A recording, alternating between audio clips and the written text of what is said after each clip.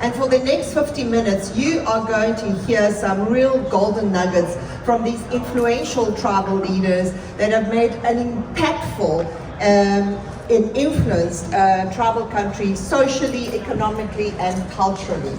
And they are my go-to team for sure. So, Stephanie, your journey is one of resilience and tenacity. It really is. I mean, many people here wouldn't know that you were a single mom juggling three jobs whilst going to college, all right? And then fast forward to 2014, the first female chair and CEO of the Porch Band of Creek Indians. Today you oversee tribal government operations as well as the tribe's 40 plus diverse businesses and entities.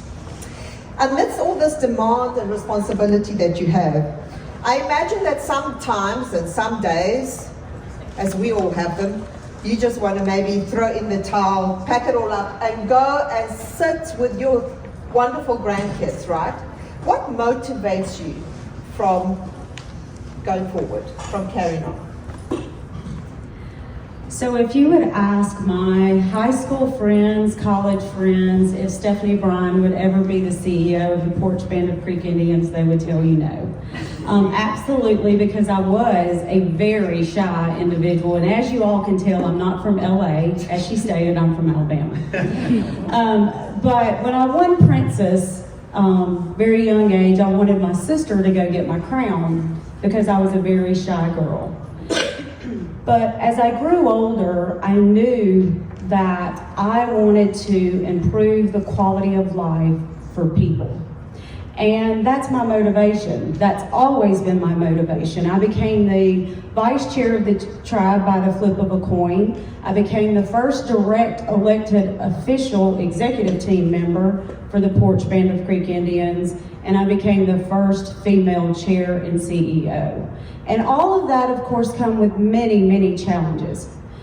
But as a little girl, being raised in a community, a poverty-stricken community, that was my motivation. Having my teeth cleaned in an Airstream bus that would come through the community.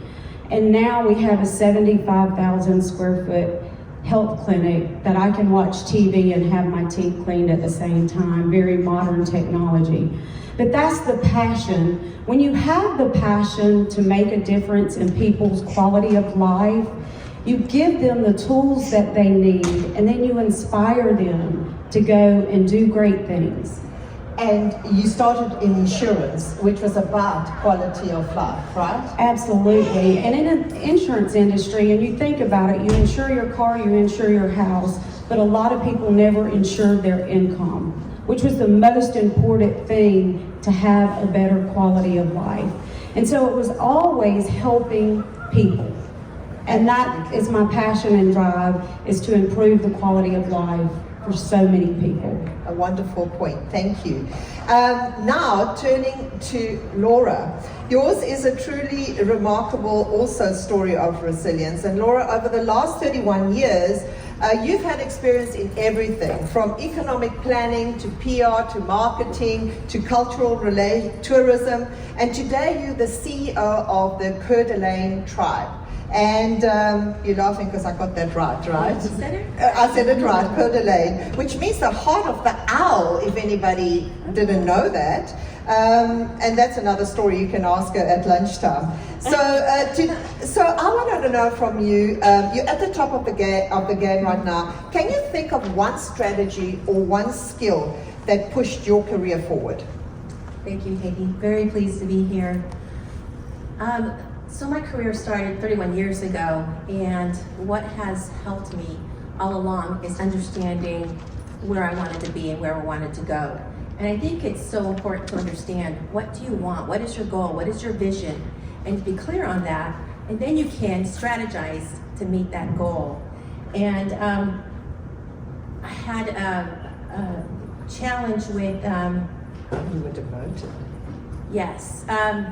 As I said, I worked for 31 years in the industry, and probably about 8 or 9 years ago or so, I was demoted.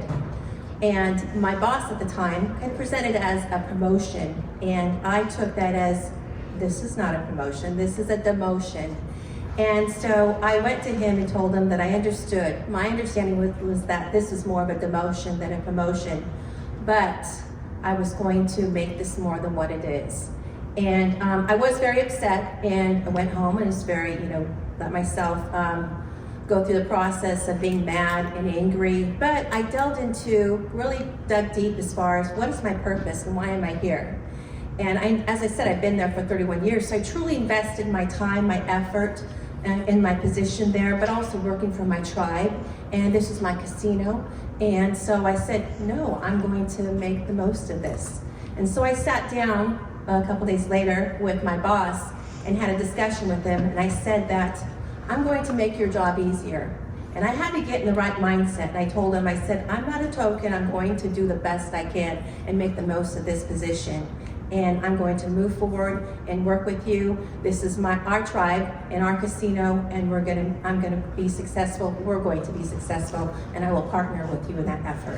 What I love about that is that you said to your boss, I will make your job easier for you. Lovely.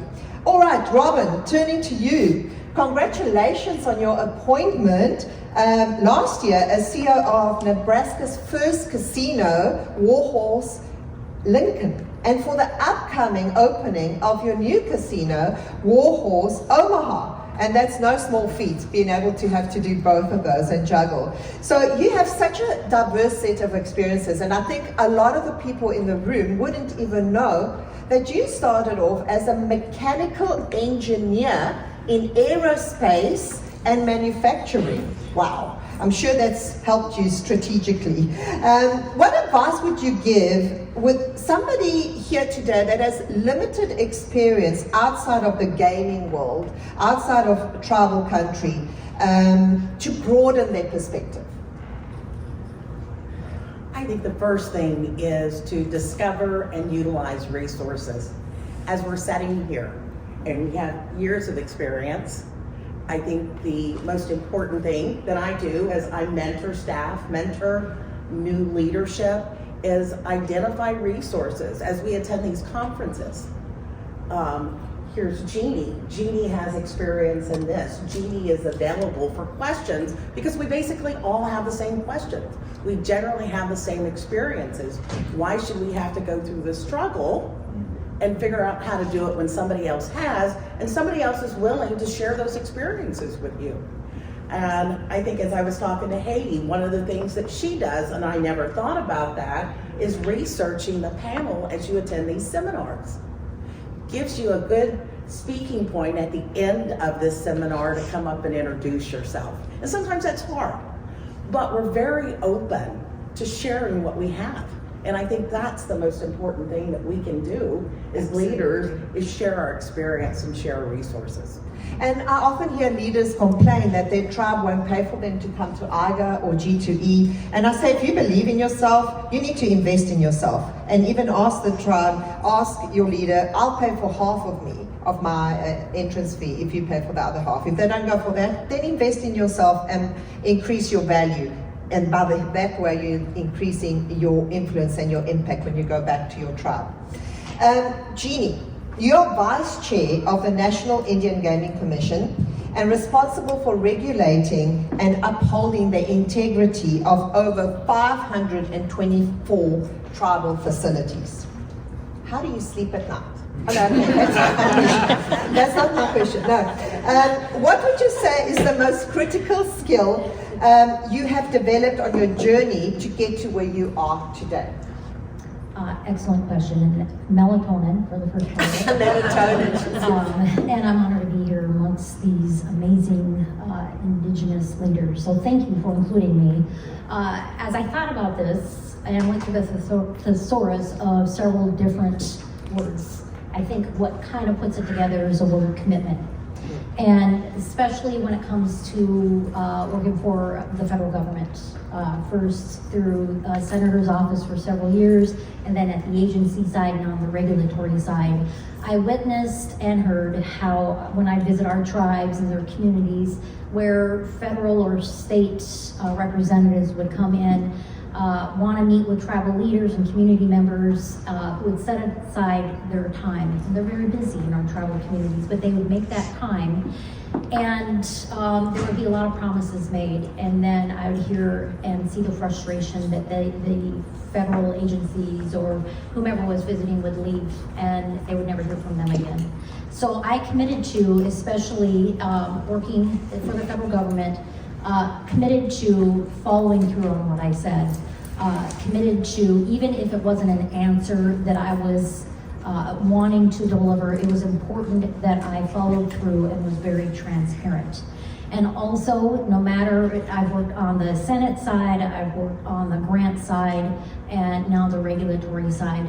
No matter what we're doing within the federal government, it is so important for us to commit to seeking the voice of our peoples and community-driven solutions and ideas. And that's what we've done at our agency as we looked at updating regulations in the last few years. It's so important, no matter what we do, no matter what our title is, that we carry the voices of our peoples and seek it as we look at regulations, policies, what have you. Well, that's interesting that you say that, because you shared with me a little while ago your Dakota Lakota name. Can you share it with the rest of the audience here today? What is its meaning? Yeah, and our languages are very sacred to who we are in Dakota. Isante Oyate Matancho. My Dakota name is Oyate Hoichachiki, which means carries the people's voice, and I'm honored and humbled to be able to do so. And again, it keeps me grounded and remembered no matter what I do. I am there to carry the people's voices to the highest levels possible. And that to me is really a great example of finding your why and your purpose, right? And if you've never read or listened to the TED Talk of Simon Sinek, Start With Why, it's a fantastic way to start finding your purpose. All right, we're going to shake it up a bit, and I'm going to ask the audience to please participate with us. So go get a blank piece of paper. Ladies, take your boards and your markers. And this is what we call the rapid question round. I'm going to ask a question, and I'm going to ask the panel, I'm going to ask you all, if you can just write down 2 to 3 word answer for this, and we're going to share in a bit. And I'm going to give you literally 30 seconds to come up with your answer for this question. Is everybody ready? Because you're going to share it with everybody next to you as well. All right. The question is, knowing what you do today, what advice would you give your 25-year-old self? And so let's start with Jeannie. Reveal your answer, please. I like their answers better, but here's what I have.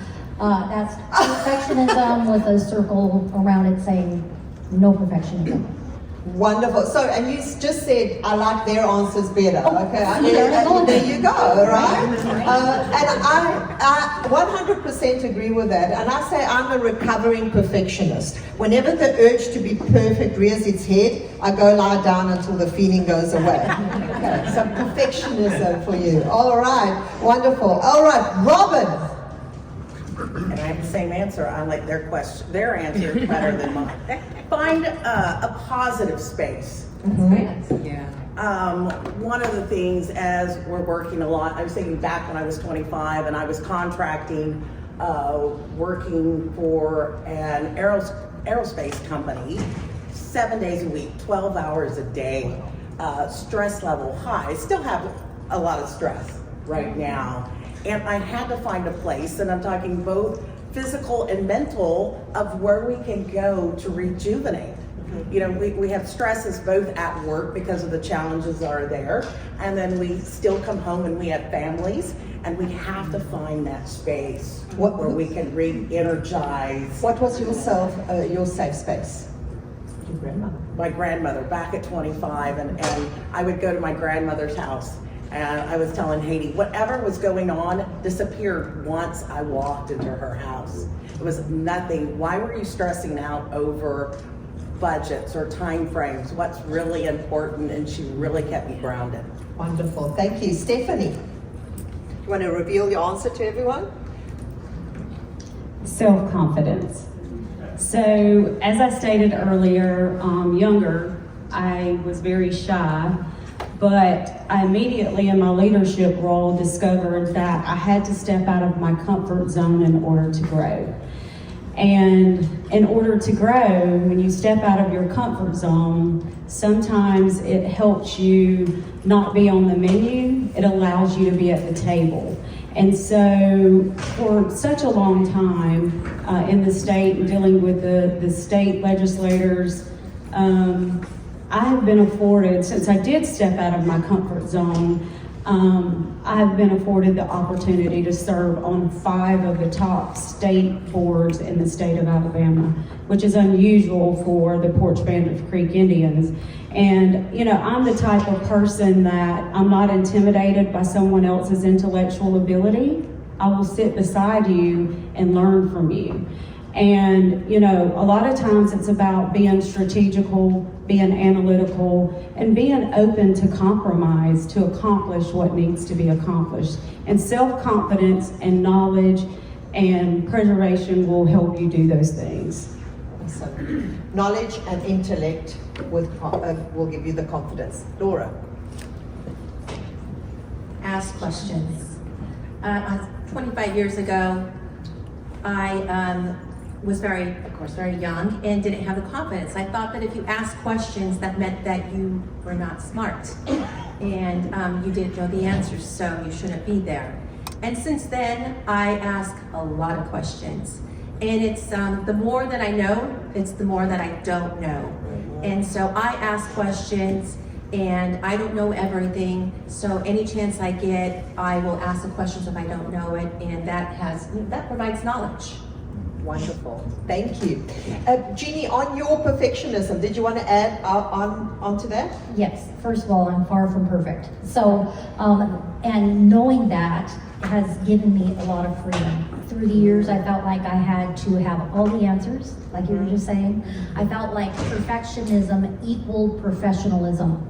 And so I couldn't be my authentic self. And so I would literally, like if I would have been on a panel like today, I would spend weeks up at night, like, why did I commit to that? Why am I doing that? And once I realized I can have some, I'm not sure, I can lose my place. I can, you know, it doesn't have to be perfect. It can be, it doesn't have to be flawless, and it's been freeing. And now I enjoy doing this. Now I'm able to just be me. Right. And enjoy it. And you can and and it doesn't matter. Right. Right? Absolutely. Well, see that I'm going to ask you the next question.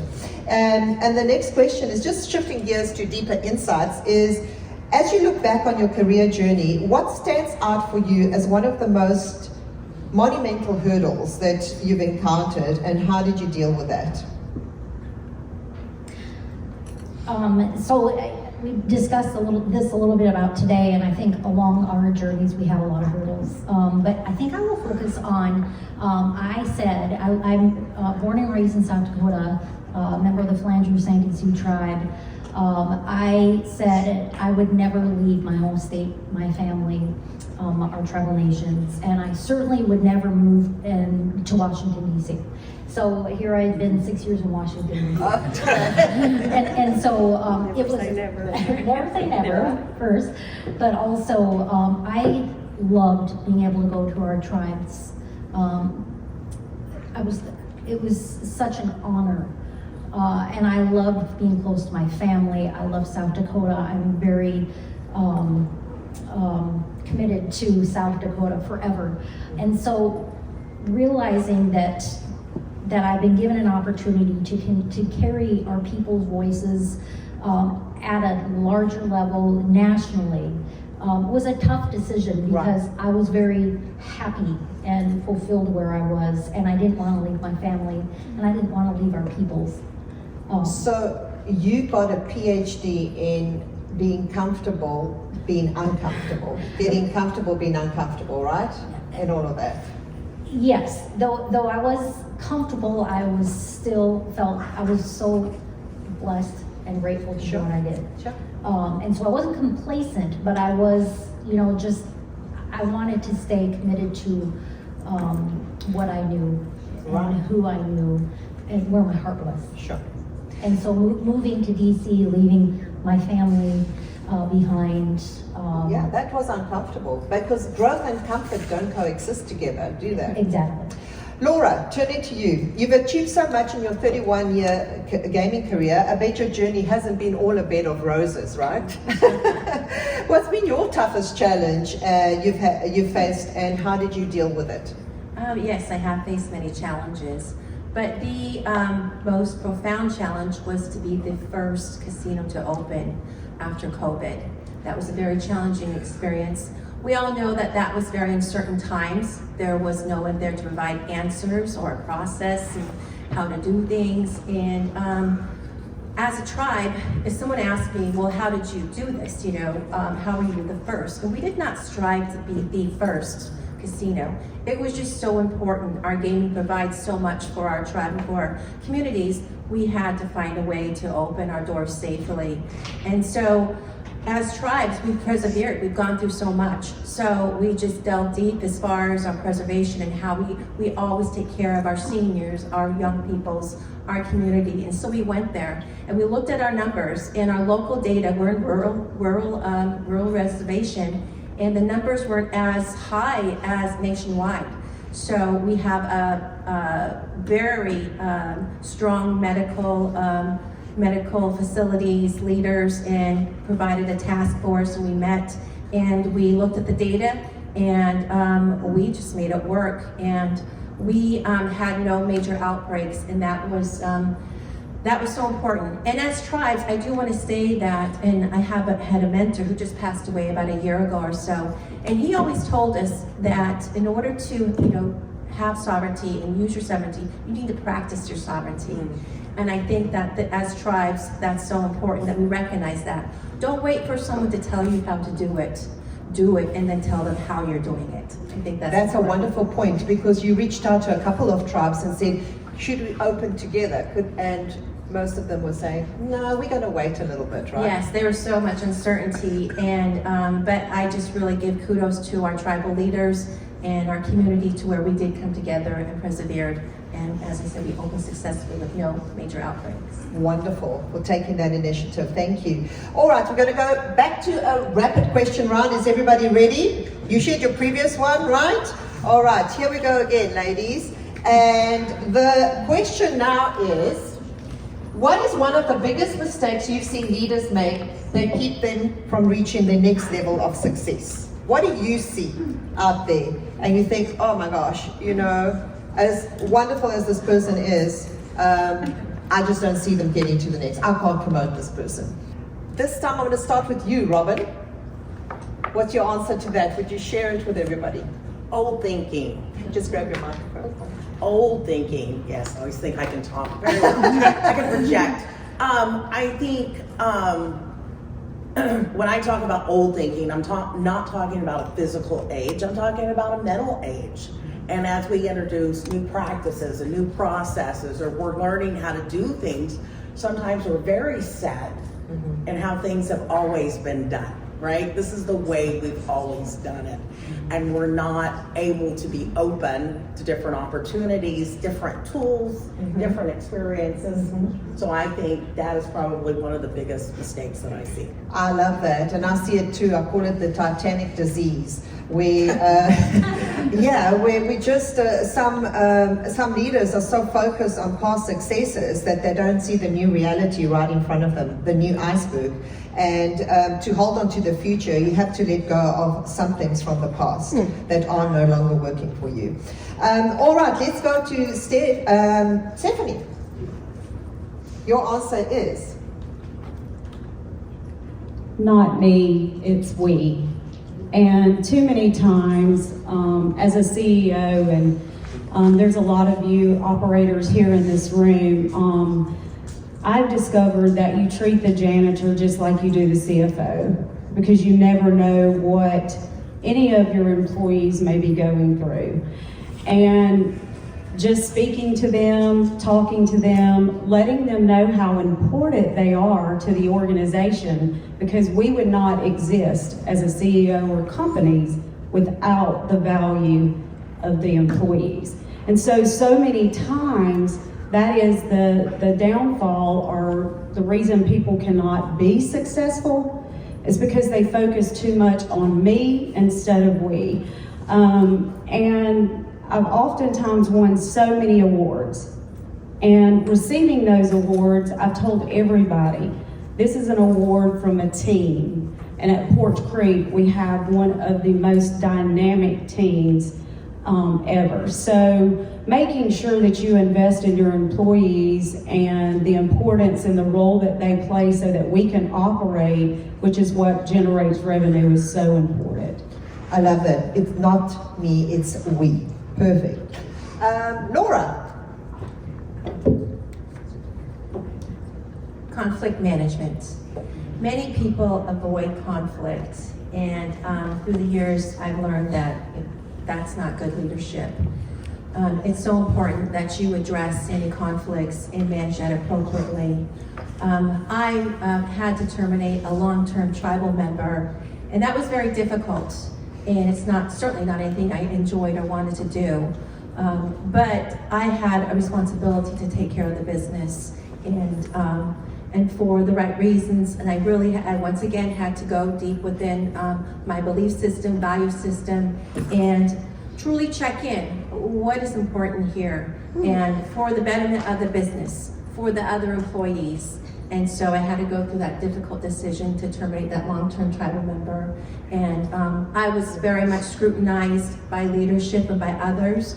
But overall, I think it was, as I said, what's best for the business, and that's the basis of that decision. So again, to go to the next level is having those difficult conversations, right? Yes, definitely. All right. So, Jeannie. Right. Oh, no problem. Okay, so I put burnout.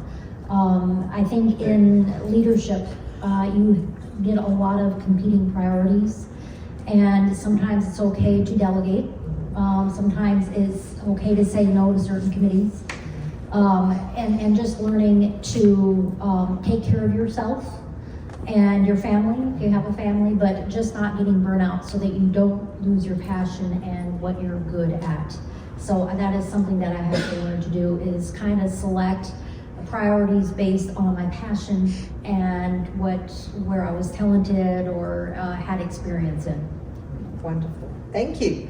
All right, so in a bit we're going to be doing the Q&A, so make sure you've gone and voted and gone to the Slido QR code again and voted for a question or asked a question to make sure that the most popular questions get answered. But I'm going to deep dive a little bit with Robin right now, and I want to ask you, Robin, I know you as the transformation expert, right? You have just been involved in several multi-million-dollar expansions. Can you give us an example of one of the most complex situations that you had to navigate through?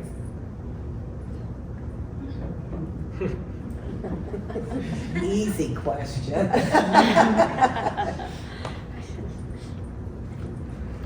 Probably the most challenging would be at a property within a 7-year time frame. We did 4 major expansions.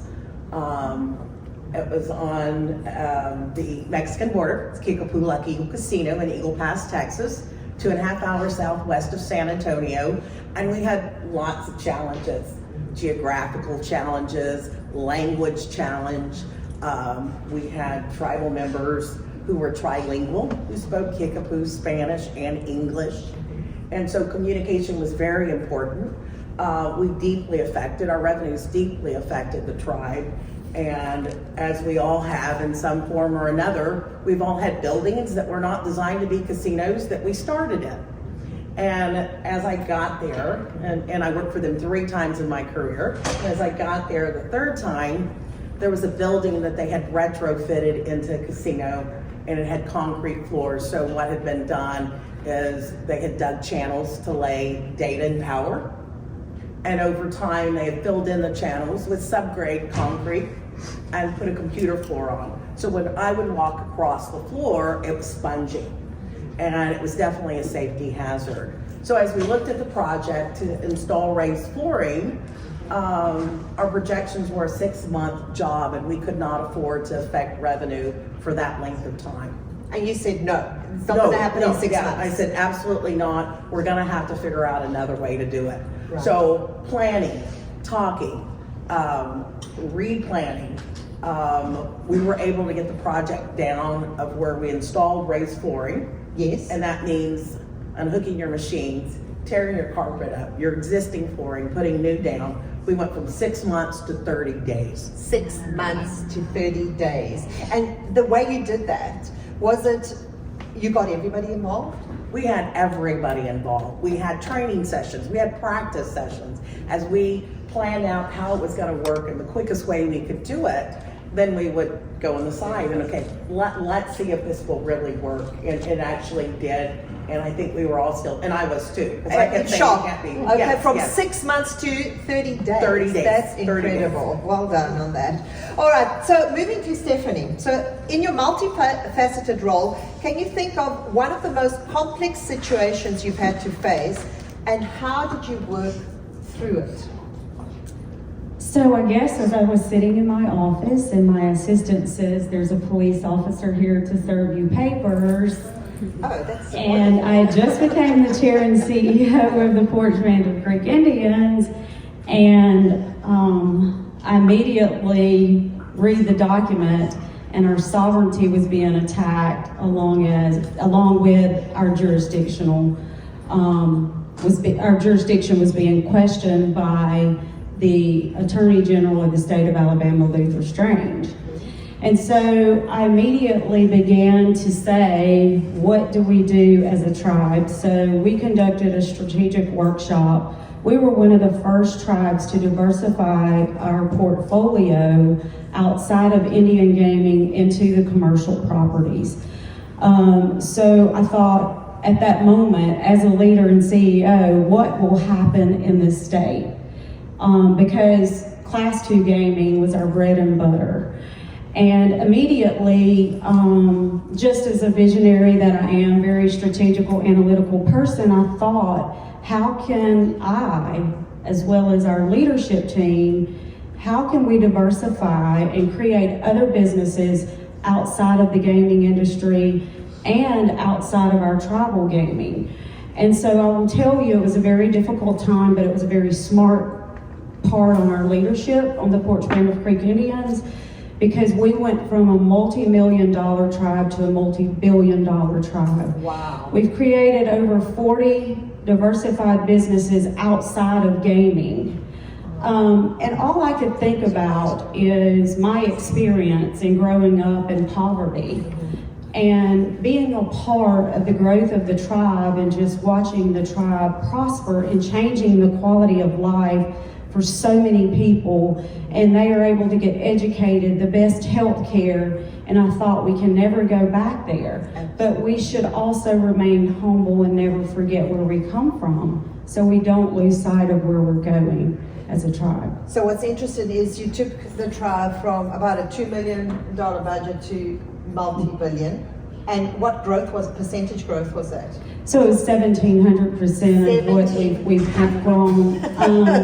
And, you know, from going to having that lawsuit, I think it opened the eyes, because we won, by the way, in the 11th district. By the way, we won.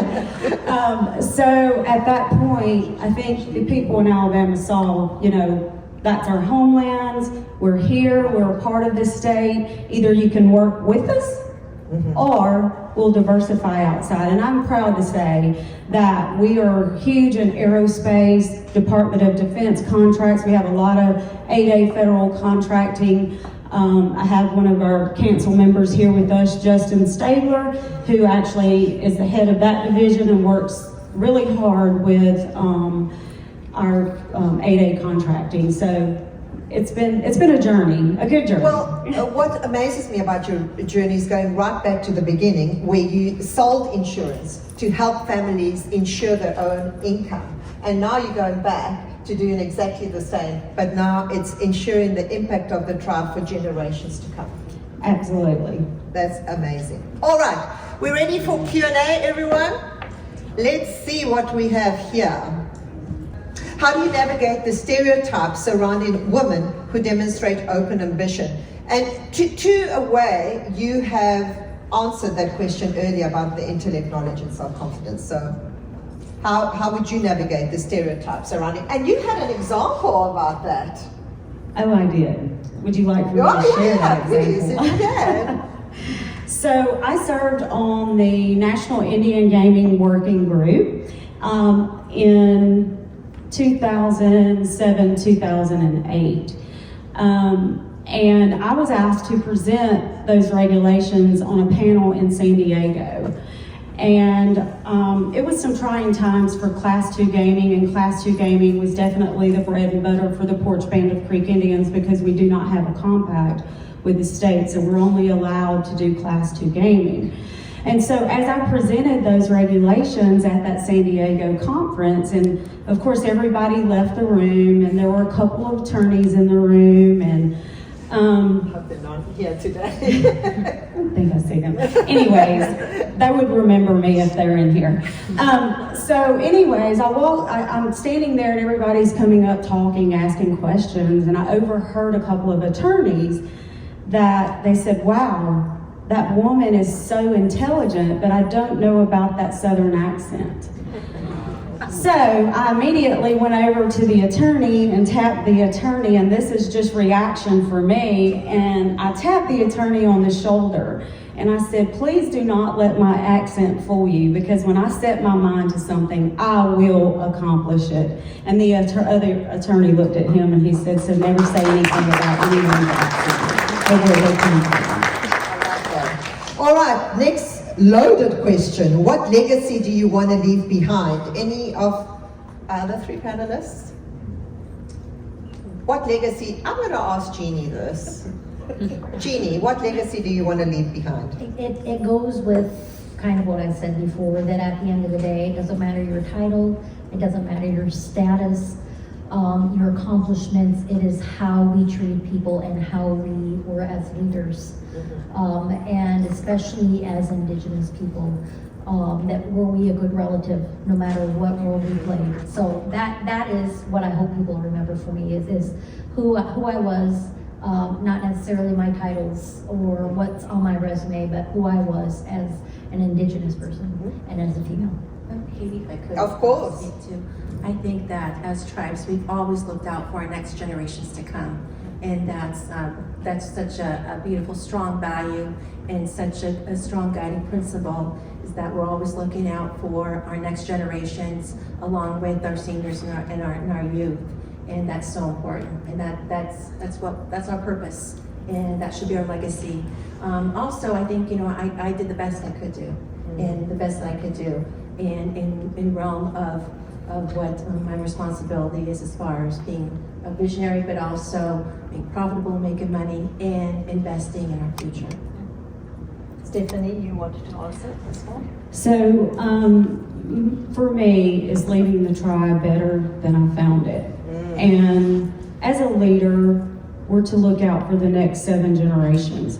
But I think most importantly is that we as leaders create the tools, give that generation the tools that they need to succeed, then inspire them to go out and do great things and take advantage of opportunity, not entitlement, and create a sustainable government that the future generations will be very proud of, and always, always be proud of your heritage, your Indian heritage. Wonderful. Robin, I'll ask you this question. How are you preparing to pass on your leadership role to the next leader? You just started in September, but there we go. Last September. Are you developing a number 2 to become a better number 1? Well, it is soon. It is soon. In the middle of, we're opening a casino. We're also working simultaneously on an expansion of another casino. It's not leaving much time. I did hit the ground running.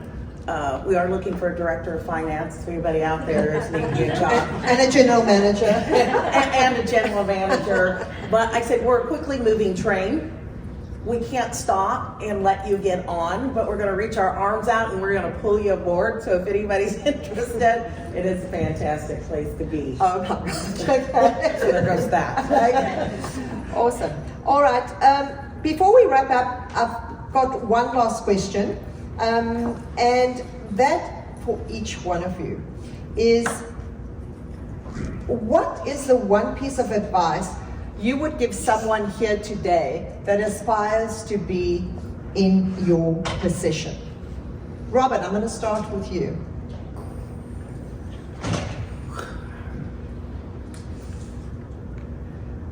I think to have that vulnerability to be a leader, you have to be open, you have to have self-awareness to be able to improve. We want to be the best that we can be.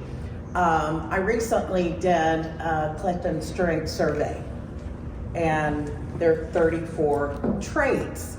And rather than looking, of course I always looked at the first, right? But the top 5, I immediately went down to the 34th strength. 34th strength, or which I'm looking at, a weakness. Yeah. Things I need to work on, and it was empathy. Empathy. And it hit right here.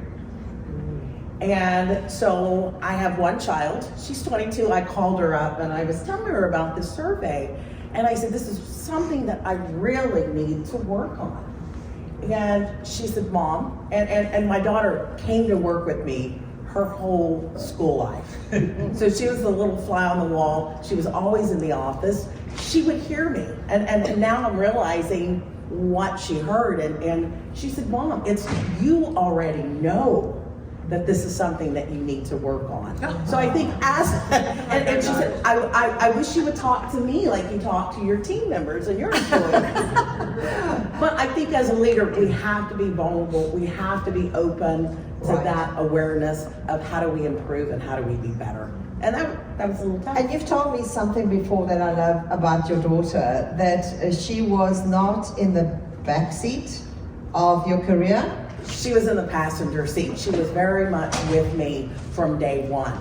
And like I said, I didn't push her to the side. I said she was right there, my co-pilot. So, yes. Jeannie, what is the one piece of advice you would give someone who aspires to be in your position one day? Okay, so my perspective has been in the federal government, which we know has had a unique and strained relationship with our indigenous communities and our tribes through the years. So from that perspective, I would state that you have to have thick skin and resiliency. Do not take things personally. There's a Q-tip. Quit taking it personally. Q-tip. You want to write that down. Q-tip. Quit taking it personally. And my kids used to travel with me, and I go to council meetings, and they would think that people were mad and angry with me, and it upset them. And sometimes they were, but I said our tribal leaders are doing what they were elected to do. They're advocating for their people. They're holding the federal government responsible by treaty, by law, by fiduciary responsibility. I don't take it personally. I respect it. And so I would say if you go within the federal government, remember that sometimes what comes across as anger is passion, and it's not directed at you, but it's just our leaders advocating for the betterment of their people and their communities. Absolutely. Wonderful example. Laura. My grandmother, Makina, she told me, don't take the bad too bad or the good too good. And at the time, this was when I was a young girl, I did not know what she meant by that. But today I live by those words daily. And really take in when things are good, really take it in and relish it, because it doesn't last. Because life is up and down. And when things get really bad, take the time to acknowledge that and learn from those mistakes or those feelings, and allow yourself to go through those feelings. But get back up the next day and move forward. I think that's so important. Thank you. Stephanie. Be approachable, and also be open to compromise. A lot of times, dealing with the things that we have to deal with, you have to be open to compromise in order to accomplish what needs to be accomplished. You never have to jeopardize your moral beliefs, but also at the same time, life is about compromises. You think about in the business world, your marriage, it's all about compromising to be successful. It's not my way or no way, but what is the best way. And letting people know that it's okay to make a mistake. The first time is a mistake. As I told my children, the first time is a mistake, the second time is a choice. And so then you have to live with what that decision is. You made a choice the second time, but let your employees know, keep them accountable, but also let them know that it's okay that you can approach me and have this comfortable and hard discussion. But at the end of the day, if they know they're in a safe environment, then they can be very productive. And I will say, along with that, no one's perfect, but as long as you have a team that feels like they're safe, you would not believe the productivity that you will create as an organization, a tribe, any type of business entity. Thank you. So I've realized in talking to all four of you is that if I ever have to go to battle, and metaphorically business, I'm going to have you on my speed dial as my go-to warriors. Wouldn't you want them all four as your go-to warriors? But one thing I know for sure, and Oprah had these moments that said, one thing I know for sure, and after speaking to you, one thing I know for sure, is that all your ancestors who guided you to this point, Stephanie, Jeannie, Robin, Laura, are looking down at you today, are smiling and saying, you have done Indian country proud. And for this, we all thank you. Thank you very much, everyone.